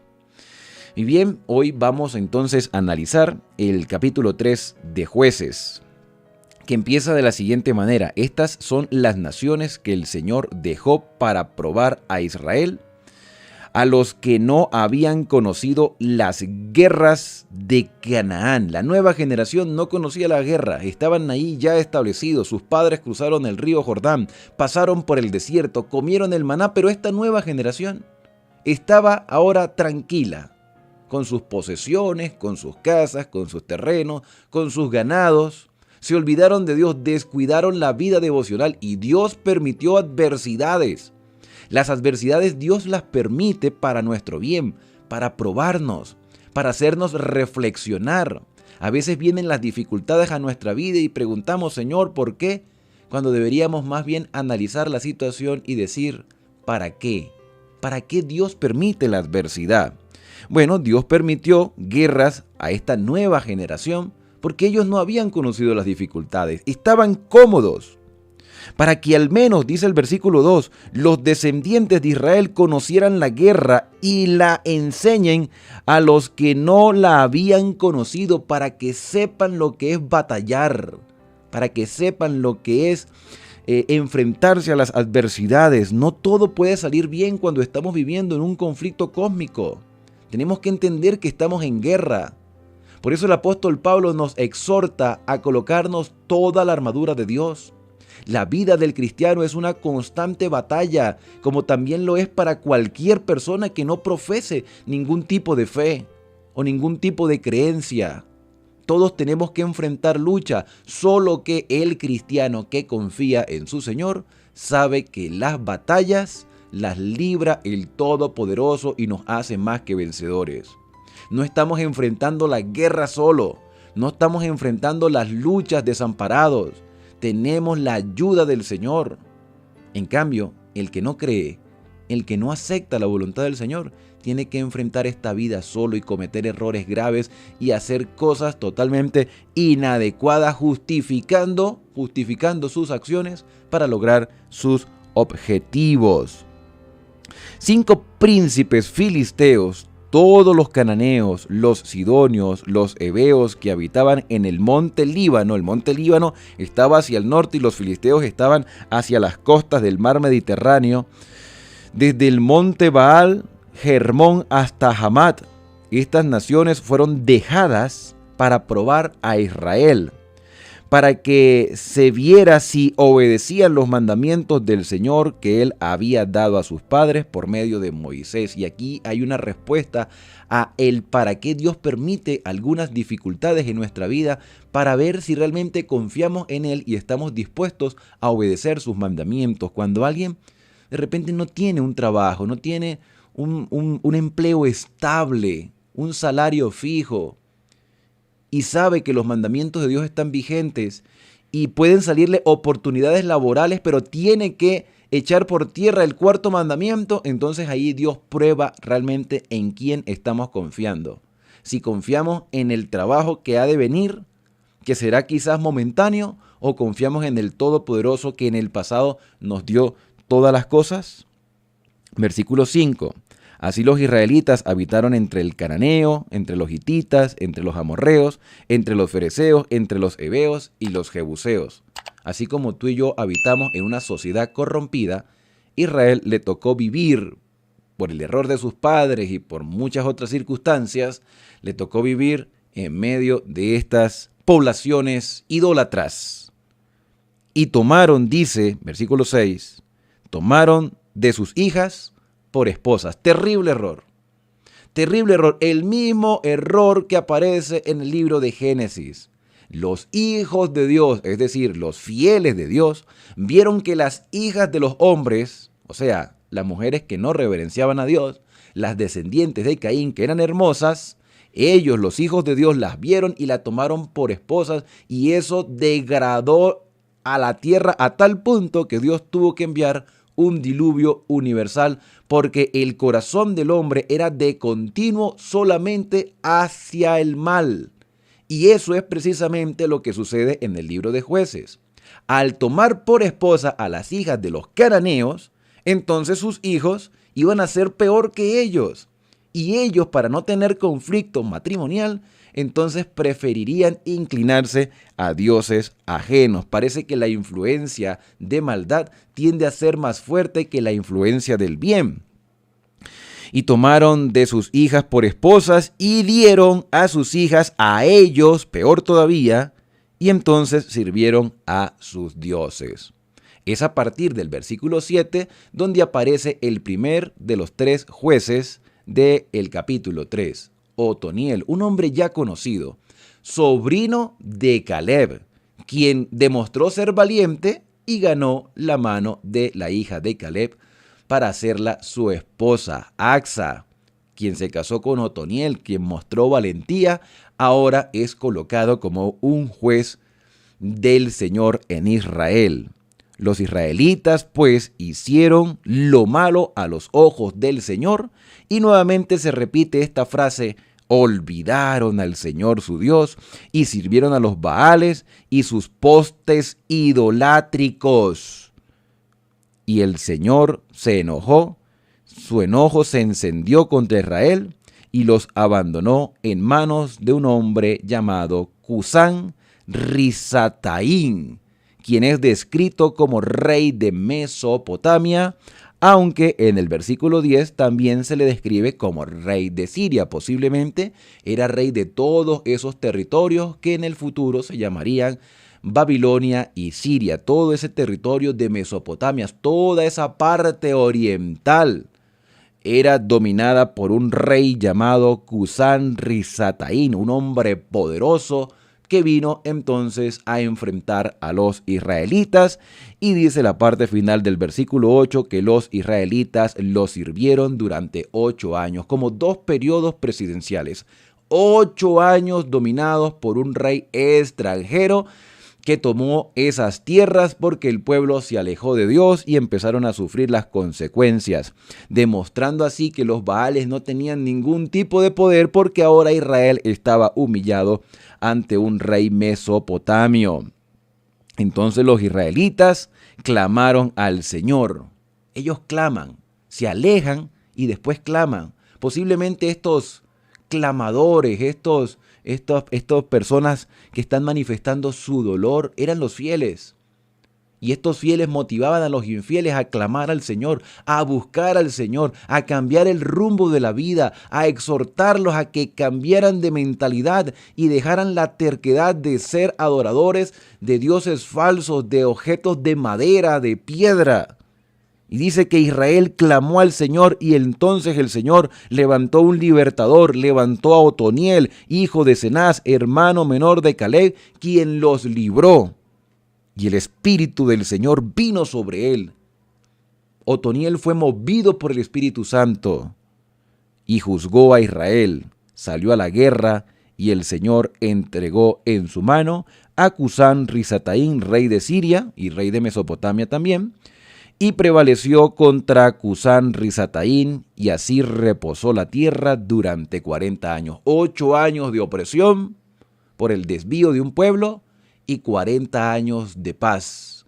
40 años que se pudieron haber aprovechado, 40 años donde quizá algunos cambiaron el rumbo de su vida, reconocieron sus errores, volvieron al Señor, pero en 40 años nace mucha gente más. Y dice el versículo 12 que los israelitas, después de esos 40 años o durante ese periodo de 40 años que había paz, volvieron a hacer lo malo ante los ojos del Señor. Nuevamente, las letanías, las repeticiones, la terquedad de un pueblo que no es muy diferente al actual. Los israelitas volvieron a hacer lo malo ante los ojos del Señor y él fortaleció a Eglón, rey de Moab, un rey que estaba cerca de Israel y que históricamente era pariente de los israelitas, Moab. Eglón, entonces rey de Moab, fue contra Israel porque habían hecho lo malo ante el Señor. Eglón juntó consigo a los amonitas y a los amalecitas, creó alianzas con otras naciones, se fortaleció y vino a derrotar a Israel y tomó la ciudad de las palmeras. ¿Y cuál es la ciudad de las palmeras? Pues Jericó, la que había destruido Josué y a la cual se le había pronunciado una maldición y todavía a esta altura posiblemente estaba en ruinas hasta el reinado de Acán, rey de Israel, cuando Hiel de Betel reedificó completamente a Jericó. Pero aquí la ciudad de las palmeras, aunque estaba en ruina, tenía a su alrededor pequeñas localizaciones y posiblemente se levantaron algunos establecimientos para que Eglón allí colocara entonces parte de su territorio gobernable. Y dice el versículo 14 que los israelitas sirvieron durante 18 años a Eglón. Ya no eran 8, como pasó con Cusán Risataín. Ahora son 18. Empiezan a aumentar los años de opresión por la desobediencia de los israelitas. Y cuando los israelitas clamaron al Señor, Él suscitó un libertador, a Ahot, hijo de Gera, benjaminita. Escoge a este hombre porque era uno de los más cercanos al territorio de la tierra de las palmeras, al territorio de Jericó, porque Benjamín había tomado posesión de esa tierra, aunque originalmente la habían tomado los efraimitas, pero en el proceso de ceder territorios, esa tierra se le dio a los de Benjamín. Entonces de Benjamín salió Ahop, que la Biblia lo describe como un hombre zurdo. Algunos han llegado a pensar que era imposibilitado de la mano derecha, pero era zurdo. Como muchas personas son zurdas hoy en día, que tienen mejor facilidad de utilizar la mano izquierda, y entonces hay diferencias incluso para la guerra con estas personas que son zurdas o izquierdas. Y Ahop lo era. Y esto no es un detalle menor porque Ahop se va a presentar ante el rey Eglón. Los israelitas enviaron con él un presente a Eglón, rey de Moab. ¿Qué tipo de presente? ¿Qué tipo de regalo? Ahop no fue solo, fue con una compañía de israelitas para llevar posiblemente el tributo en reconocimiento al gobierno de Eglón. El respeto a este gobernante de facto que había llegado a conquistar y que los israelitas tuvieron que doblegarse a él durante 18 años. Y si se atrevían a crear algún tipo de oposición, por supuesto, entonces estos moabitas aliados con los amonitas y con los amalecitas iban a entrar en guerra. Y Ahot entonces se presenta como un emisario respetuoso de los israelitas para presentarle a Eglón un regalo quizás cuantioso.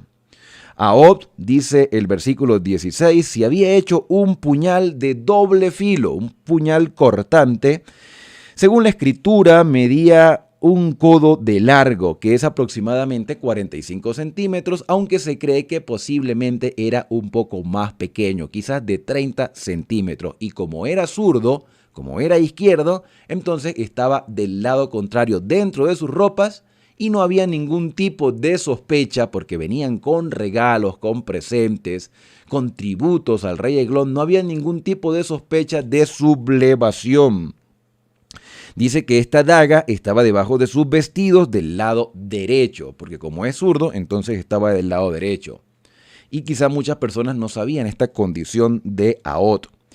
Y entonces Ahod dio el presente a Eglón, rey de Moab, que era un hombre muy grueso, y después de entregar el presente, despidió a la gente que lo había traído. Pero entonces Ahod se devolvió desde los ídolos que están en Gilgal.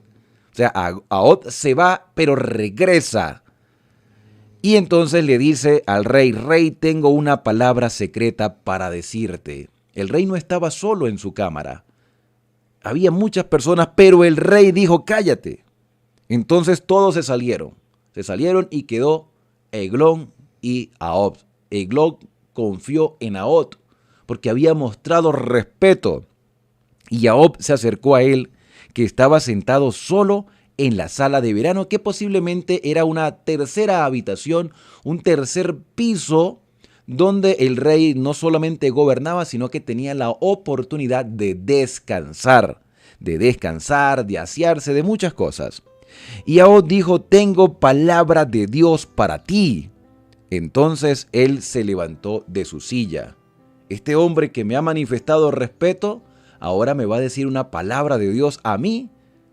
Es posible que Eglón se haya parado para escuchar atentamente el mensaje, el augurio, el oráculo divino de parte de un hombre que había mostrado respeto, y Ahod con su mano izquierda tomó el puñal de su lado derecho y lo clavó despiadadamente en el vientre de Eglón, de tal manera que el mango entró también tras la hoja y la gordura la cubrió, porque a Eglón era un hombre grueso, era un hombre obeso, era un hombre bastante gordo, que por el mismo estilo de vida que estaba llevando, perverso, de lascivia, de lujuria, de lujos, de glotonería, lo habían puesto de esa manera. Y quizás por los años de paz que ya se habían desarrollado en esos 18 años de gobierno que tenía allí en Israel, en la ciudad de las Palmeras, donde tenía la sede, a pesar de ser un hombre de Moab.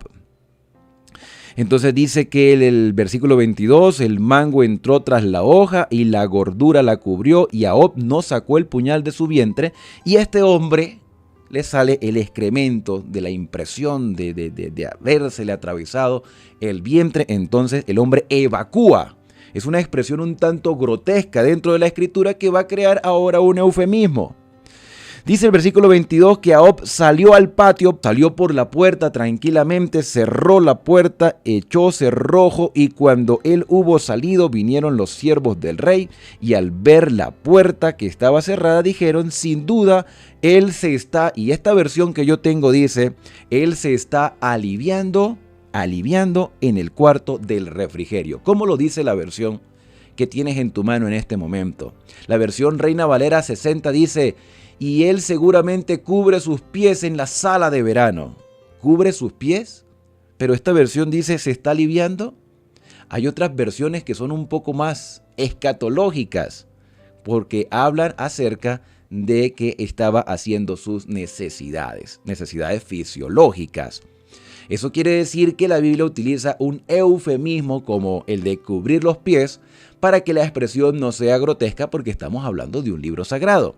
Entonces el eufemismo suaviza la expresión. Ya suficiente con saber de que el hombre se le salió el excremento, como que para que también los siervos que están a la puerta deduzcan que el hombre está en el baño teniendo una necesidad fisiológica, aliviando el estómago, quizás porque sintieron el aroma de lo que estaba allá adentro. Pero dice que habiendo esperado hasta entrar confusos, pues él no abría la puerta, buscaron la llave y abrieron y vieron a su señor, que estaba en tierra muerto.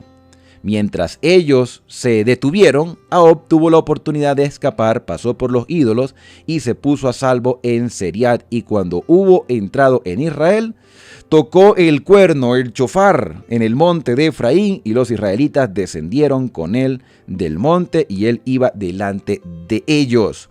Entonces él les dijo: seguidme, porque el Señor ha entregado a nuestros enemigos. Sí, Dios los libertó a través de Ahab, aunque la actitud de Ahab fue despiadada, porque actuó con engaño. Aún así, Dios utilizó este héroe imperfecto para que los moabitas entonces dejaran en paz a los israelitas. Descendieron en pos de él, dice el versículo 28, tomaron los vados del Jordán a Moab y no dejaron pasar a ninguno. En esa ocasión mataron como a 10,000 moabitas, todos hombres de guerra, ninguno escapó. Así Moab quedó sometido aquel día bajo la mano de Israel, y la tierra reposó 80 años. Y aquí podemos hacer un repaso. Otoniel, después de 8 años de opresión, libera a Israel, y la liberación dura 40 años. Ahab aparece porque Eglón ha dominado Israel durante 18 años, oprimiéndolos, y ahora hay paz, hay tranquilidad durante 80 años, y generaciones siguen surgiendo en este periodo de tiempo. El capítulo termina hablando de un nuevo libertador que no se da mucho detalle, sino que aparece en un solo versículo, que es el versículo final, y este libertador se llama Sangar, hijo de Anab, que hirió a 600 filisteos con una aguijada de bueyes, no una quijada, aguijada. Una aguijada es una vara larga con una punta de hierro que se utiliza para arriar los bueyes, los burros. Una aguijada, una vara. Con una vara, Sangar, hijo de Anab, entonces hirió a 600 filisteos. Eglón posiblemente estaba en el lado oriental, como estaba en la ciudad de las palmeras, y Ahab entonces hizo liberación de Israel del lado oriental, o del lado oriental pero a orillas del río Jordán, mientras Sangar estaba en el lado más occidental, cerca del mar Mediterráneo, porque se menciona a los filisteos que vivían en esa parte occidental, y los venció con una aguijada, con una vara larga con punta de hierro. Él también salvó a Israel posiblemente en el mismo periodo de tiempo que Ahab. Dios levanta hombres, sí, hombres imperfectos, y con cosas sencillas puede lograr grandes victorias. Hoy es el día de salir victorioso, mi querido amigo y hermano. Pero es más importante la victoria espiritual, dentro y fuera de nuestro hogar, en nuestra iglesia, en nuestro lugar de trabajo. Estamos influenciados por muchas cosas a nuestro alrededor. Los que somos padres nos tenemos que dar cuenta que nuestros hijos reciben influencias negativas a través de los medios de comunicación, a través del internet, el teléfono. ¿Cuánta sabiduría debemos tener para que no se mezclen? ¿Cuánta exhortación tenemos que darle para que nuestras hijas no se unan a aquellos que no reverencian a Dios, y nuestros hijos no se dejen llevar por la contemplación física? Porque esto trae terribles consecuencias, un yugo muy doloroso. Pero para nosotros todavía hay esperanza, porque mientras haya vida podemos acercarnos al Señor y Él nos ayuda en nuestra debilidad. Dios puede liberarnos, claro que sí. Podemos hacerlo quizás de manera imperfecta, tomar decisiones inadecuadas, pero si buscamos al Señor, Él va a guiar nuestro camino y nos va a liberar de lo más terrible que pueda haber en este mundo, el pecado. Y el pecado fue vencido por medio de la sangre de Cristo que fue derramada en la cruz del Calvario. Y hoy podemos acercarnos con libertad a la presencia del Padre. Otoniel, Ahab y Sangar fueron hombres que Dios utilizó en un mundo corrompido. Hoy también Dios te puede utilizar a ti, pero pídele al Señor que te muestre su voluntad para hacer las cosas de la mejor manera. Y esto es claramente un mensaje de esperanza. Y bien, hemos llegado al final de nuestro capítulo por el día de hoy, extendiéndote la invitación a continuar con esta lectura y explicación sistemática de las Sagradas Escrituras. No me quiero ir sin antes acercarnos a Dios a través de la oración. Querido Padre, muchas gracias te damos, Señor, porque podemos recorrer con libertad tu palabra y entender tu voluntad. Y ver que en medio de una sociedad contaminada puedes levantar a hombres imperfectos pero dispuestos a liberar a un pueblo que está sumergido en el pecado. Esa liberación solamente la podemos obtener a través de Cristo Jesús y nosotros somos simplemente instrumentos humanos para compartir con otros lo que tú has hecho en nuestra vida y cómo nos has transformado. Líbranos, Señor, del mal. Permítenos serte fiel para poder estar juntos pronto en la patria celestial. Son agradecimientos, Señor, que te hacemos en el santo y bendito nombre de Cristo Jesús. Amén.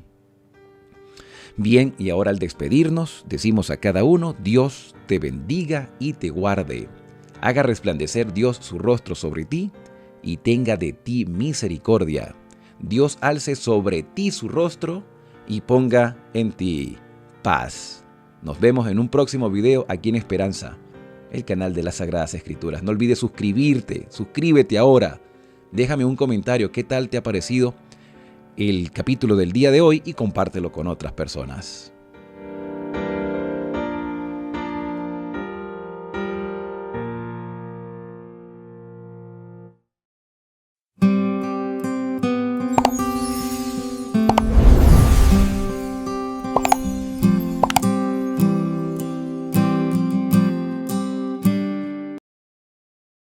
Capítulo 3. Estas pues son las naciones que dejó Jehová para probar con ellas a Israel, a todos aquellos que no habían conocido todas las guerras de Canaán, solamente para que el linaje de los hijos de Israel conociese la guerra, para que la enseñasen a los que antes no la habían conocido. Los 5 príncipes de los filisteos, todos los cananeos, los sidonios y los heveos que habitaban en el monte Líbano, desde el monte de Baal Hermón hasta llegar a Hamat. Y fueron para probar con ellos a Israel, para saber si obedecerían a los mandamientos de Jehová que él había dado a sus padres por mano de Moisés. Así los hijos de Israel habitaban entre los cananeos, heteos, amorreos, fereceos, heveos y jebuseos. Y tomaron de sus hijas por mujeres, y dieron sus hijas a los hijos de ellos, y sirvieron a sus dioses. Hicieron pues los hijos de Israel lo malo ante los ojos de Jehová, y olvidaron a Jehová su Dios, y sirvieron a los Baales y a las imágenes de Acera. Y la ira de Jehová se encendió contra Israel, y los vendió en manos de Cusán-Risataim, rey de Mesopotamia, y sirvieron los hijos de Israel a Cusán-Risataim 8 años. Entonces clamaron los hijos de Israel a Jehová, y Jehová levantó un libertador a los hijos de Israel, y los libró, esto es, a Otoniel, hijo de Cenaz, hermano menor de Caleb. Y el espíritu de Jehová vino sobre él, y juzgó a Israel, y salió a batalla, y Jehová entregó en su mano a Cusán-Risataim, rey de Siria, y prevaleció su mano contra Cusán-Risataim. Y reposó la tierra 40 años, y murió Otoniel, hijo de Cenaz. Volvieron los hijos de Israel a hacer lo malo ante los ojos de Jehová. Y Jehová fortaleció a Eglón, rey de Moab, contra Israel, por cuanto habían hecho lo malo ante los ojos de Jehová. Este juntó consigo a los hijos de Amón y de Amalec, y vino e hirió a Israel, y tomó la ciudad de las palmeras. Y sirvieron los hijos de Israel a Eglón, rey de los Moabitas, 18 años. Y clamaron los hijos de Israel a Jehová, y Jehová les levantó un libertador, a Ahod, hijo de Gera, benjamita, el cual era zurdo. Y los hijos de Israel enviaron con él un presente a Eglón, rey de Moab. Y Ahod se había hecho un puñal de 2 filos, de un codo de largo, y se lo ciñó debajo de sus vestidos a su lado derecho. Y entregó el presente a Eglón, rey de Moab. Y era Eglón hombre muy grueso. Y luego que hubo entregado el presente, despidió a la gente que lo había traído. Mas él se volvió desde los ídolos que están en Gilgal, y dijo: Rey, una palabra secreta tengo que decirte. Él entonces dijo: Calla. Y salieron de delante de él todos los que con él estaban. Y se le acercó a Ahod, estando él sentado solo en su sala de verano. Y Ahod dijo: Tengo palabra de Dios para ti. Él entonces se levantó de la silla. Entonces alargó Ahod su mano izquierda, y tomó el puñal de su lado derecho, y se lo metió por el vientre, de tal manera que la empuñadura entró también tras la hoja, y la gordura cubrió la hoja, porque no sacó el puñal de su vientre, y salió el estiércol. Y salió Ahod al corredor, y cerró tras sí las puertas de la sala, y las aseguró con el cerrojo. Cuando él hubo salido, vinieron los siervos del rey, los cuales, viendo las puertas de la sala cerradas, dijeron: Sin duda él cubre sus pies en la sala de verano. Y habiendo esperado hasta estar confusos, porque él no abrió las puertas de la sala, tomaron la llave y abrieron, y he aquí su señor caído en tierra, muerto. Mas entre tanto que ellos se detuvieron, Ahod escapó, y pasando los ídolos se puso a salvo en Seirat. Y cuando había entrado, tocó el cuerno en el monte de Efraín, y los hijos de Israel descendieron con él del monte, y él iba delante de ellos. Entonces él les dijo: Seguidme, porque Jehová ha entregado a vuestros enemigos los moabitas en vuestras manos. Y descendieron en pos de él, y tomaron los vados del Jordán a Moab, y no dejaron pasar a ninguno. En aquel tiempo mataron de los moabitas como 10,000 hombres, todos valientes y todos hombres de guerra. No escapó ninguno. Así fue subyugado Moab aquel día bajo la mano de Israel, y reposó la tierra 80 años.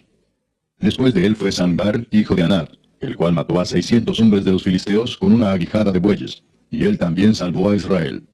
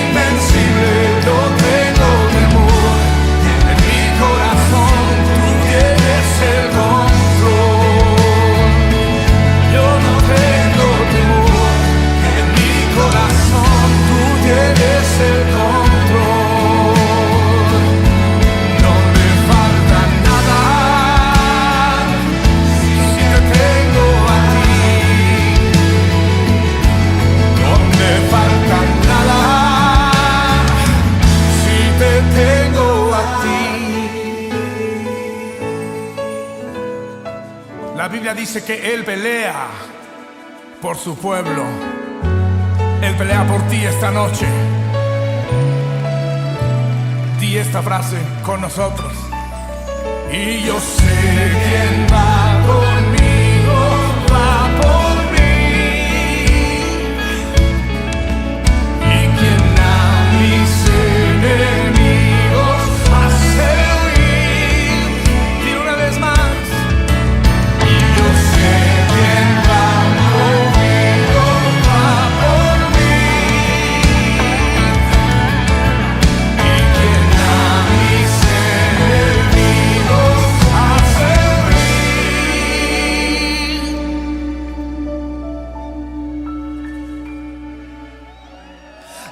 imparable, Dios de imposibles, inigualable, eres invencible, Dios imparable, Dios de imposibles, inigualable, eres invencible, no tengo temor, en mi corazón tú tienes el control,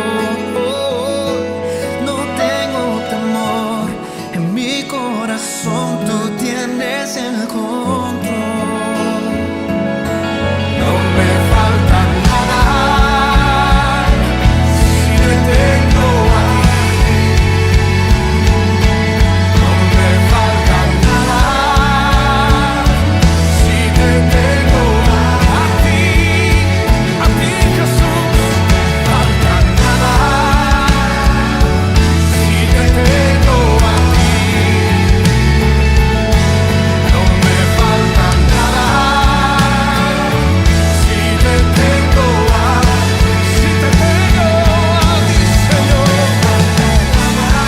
No me falta nada si te tengo a ti, a ti. No me falta nada porque te tengo a ti.